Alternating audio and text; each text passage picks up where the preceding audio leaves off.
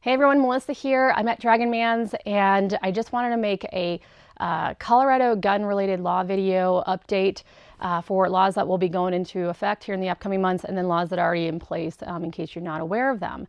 I'm going to try to get through this as quickly as possible. There is a couple of things that I'd like you guys to know about, and it's going to be the 21 age law here in Colorado for firearm purchases, the CHP laws, and then the excise tax, in addition to things that were already put in place, the upcoming state permitting license requirements for gun dealers, and a couple of other things. So not going to make this super long, or try not to, but definitely pull up a seat because there's some good information in here and I'm going to try to remember all of it.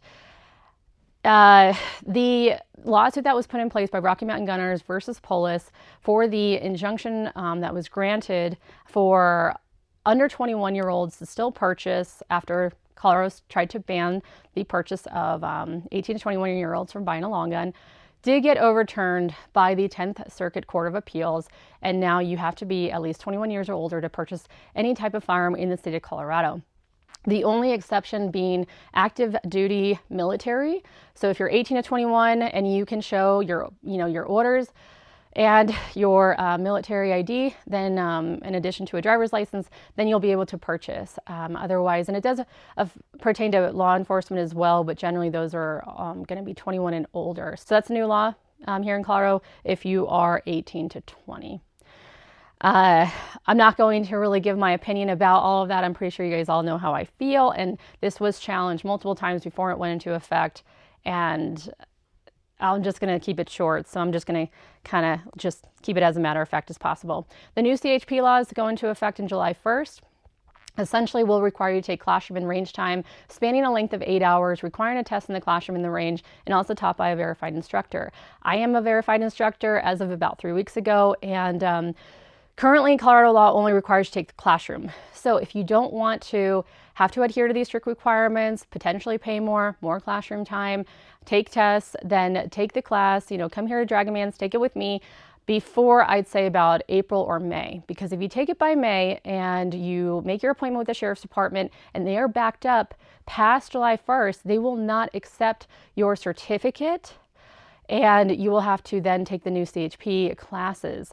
I am still unsure if I want to start teaching the new classes by maybe May or June. This way, anyone who takes it with me by that point will be good to go. However, I feel like a lot of people won't want to adhere to those strict requirements. So there's going to be a really gray area where there's a transition period as to whether we're teaching the old curriculum or the new curriculum. But come and take it at least by April, and then you'll be safe to go and apply without having to adhere to those strict requirements. The list of verified instructors can be found on the El Paso County Sheriff's website. Along with all that information, your permit will still be good for 5 years. After that 5-year period, or you're coming up to the expiration date after July 1st, you'll be required to take a refresher course. That's a 2 to 3 hour required course inside the classroom and on the range, taking a test. Both of those tests, the initial class and the refresher course, will require you to get at least an 80% or better open book in the classroom and 70% with the test on the range. That will be determined by the instructor, and the tests are not standardized by the state. The refresher course will include new statutes, laws that you need to know that got implemented in the last couple of years. So it is good information to have. Last but not least, the certificate that you get for the CHP class will only be good for a year. After July 1st, currently they are good for 10 years. So if you don't apply for your permit within 1 year after July 1st, it will be expired and you'll have to take the class all over again. So those are the updates for the CHP laws. No, in the state of Colorado, you do not have to register what firearm you choose to carry. You can carry whatever firearm you like, and I like that because I change out my guns a lot and like to carry different things on different days. So that's always really nice. A lot of people ask me that. All right, now we're going to move it over to the excise tax. A lot of stuff to unpack here. So this last November, 56% of voters decided that they wanted to see an additional fee on firearms, firearm accessories, and ammo that will be paid by the firearms store, the retailer. So we were not able, Rocky Mountain Gun Owners, who does file a lot of lawsuits for these laws that pass that affect gun rights, essentially have a hurdle because many would challenge it to say that if it's a constitutional right, then you cannot tax that. The loophole for these representatives was to tax the firearms store, so it's not immediately taxing the consumer, the individuals and the residents. And also they bring up the Pittman-Robertson tax. That's essentially an excise tax paid by manufacturers. So when it's imposed on, I guess, the manufacturer or the dealer, then it doesn't go against the Constitution. So that's a whole thing, and there's lawyers still looking into it, but a lot of feedback that I'm getting is the only way to reverse this tax is to actually get a representative to put in a bill, get bill sponsors, pass it, and then put it back on the ballot to reverse it. We'll see what happens in a couple of years. I would definitely support that because, money is tight as it is, and there's inflation, there's still taxes that you're already paying on top of it. So, people deserve the right to own firearms and protect themselves. This is going to go up there with cigarette tax and marijuana, liquor tax. Those are all vices. Owning a firearm is not a vice, it's not a sin, and it is a constitutional right that should be allowed by anyone of wealth classes. So, really sad that it got passed, but you will be seeing an additional fee on your receipts probably come April or May. I believe we have to submit our first payment by May 1st.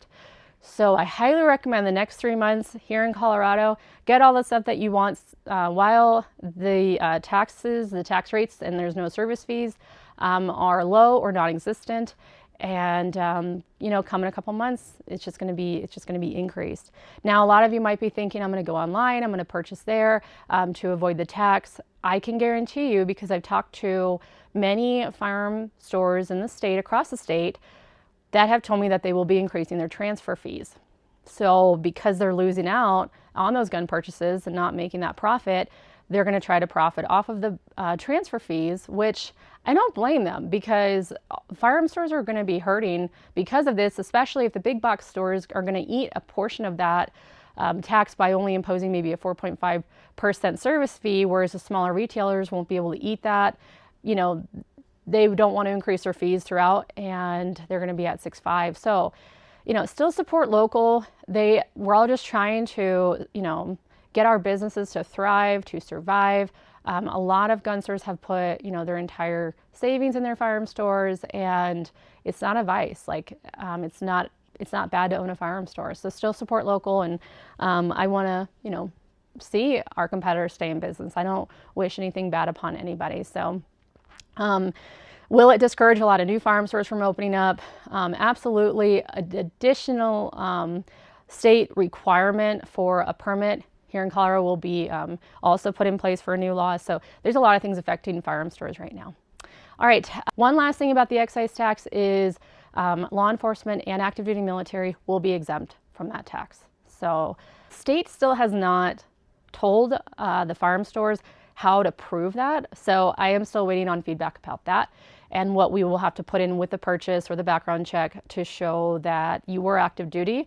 I don't know what they're going to want to require just for a firearm accessory purchase or an ammo purchase. So they have a lot of kinks to work out at the Department of Revenue. All right, speaking of firearm stores, this doesn't really affect the residents, but if you own a firearm store, you will be required to apply for a state permit, and you have to have that license or permit, whatever you want to call it, come July 1st. They are saying that you need to apply by May to ensure that you have that by July 1st. So it's going to be additional fees for firearm stores. We're going to be required to have our employees submit fingerprints and do background checks, and then put some other things in place within the store, and will be subject to audits on a state level and a federal level. So now firearm stores will be required to apply for a license with ATF and then also with the Department of Revenue. So a lot of things kind of impacting firearm stores this year. All right, so now laws that are already put in place. As of August 1st, the Merchant Code bill went into effect, stating that if you purchase a firearm, it's going to show up under the category of firearms if you use a credit card. Luckily here at Dragonman's, we have multiple businesses that don't, deal in firearms. So we actually show up under the category of sporting goods. If you go to a firearm-only retailer, it will more than likely show up under the category of firearms. So this allows, certain people to track your spending, and there will actually be a bill that has a couple of sponsors behind it already in this upcoming session, starting January 8th, to actually reverse that, saying that it is a intrusion of your privacy, and they're, already trying to fight that in this upcoming session. So I think that's really great because a lot of people use credit cards, and not a lot of people have cash, especially with when you're buying, you know, some higher end stuff. This stuff behind me is not cheap anymore. It's very expensive. Firearms, you know, it's a whole thing, and it requires you know, more money these days. So with inflation and all of that. All right, moving on, the safe storage car law essentially states now that is in effect, if you leave your car unattended with a firearm inside, it needs to be locked up. Otherwise, you're going to face a type 3 misdemeanor on your first offense, and it's anywhere from a $200 to $500 fee. So if you leave your, you know, firearm in your car, your truck, at night, parked on the side of the road, which obviously I don't encourage that, but now you'll also be hit with a fine and a penalty, a misdemeanor charge, if your gun gets broken into and they find that it wasn't locked up. I testified against this last session, stating that your car in itself, your truck in itself, is a hard locked case, but it wasn't good enough, and they essentially want your handguns to be in a hard locked case, and your shotguns and your rifles can be in a hard or soft case. But it has to be locked in some sort of way. So a really cheap way to go around this is if you bought like a Glock or a SIG. First of all, handguns, they come in a hard case to begin with, majority of them, and then you also get a lock inside. So it's one of those locks that go around your chamber through your mag well, and you can just use that on the outside of the box to lock up your case. So really great, easy way to lock up your handguns. Some firearms will come with that as well, and if you got it with a hard case or you just go buy one, you can use that as well, and it will suffice. So I think that's it for now. I just wanted you guys all to be educated on what's going on, what's going to be put in place.